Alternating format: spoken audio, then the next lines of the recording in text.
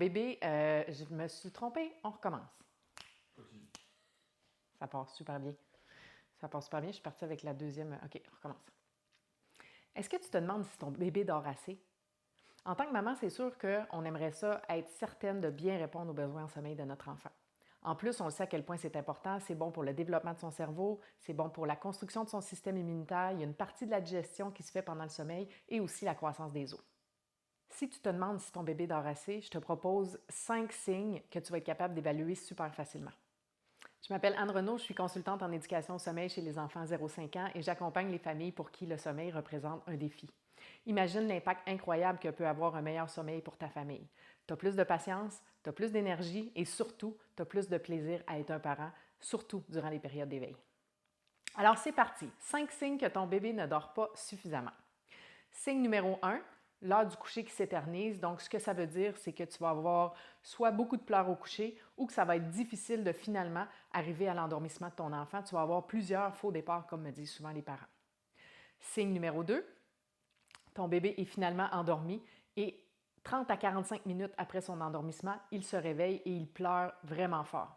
Ce n'est pas nécessairement parce qu'il a fait un cauchemar. Je sais que c'est déstabilisant, mais c'est que là, c'est un micro-éveil qu'il ne gère pas bien. Ce qui m'amène à mon signe numéro 3, des micro-éveils mal gérés. Ce que ça veut dire, c'est que pendant la nuit, tu entends ton enfant. Soit il fait des sons dans son sommeil, il pleure, il crie. Parfois, il est complètement réveillé et ça peut prendre beaucoup de temps avant d'être capable de le rendormir. Signe numéro 4, le fameux réveil trop matinal. Je le dis souvent aux parents, avant 6 heures, c'est la nuit. Donc, ce que ça veut dire, c'est que si tu as un petit coco qui est prêt à partir sa journée à 5 heures du matin, probablement qu'il ne dort pas suffisamment. Et je termine par le signe numéro 5. Donc, ton bébé se réveille en pleurant, soit après une sieste qui a été trop courte ou le matin au réveil.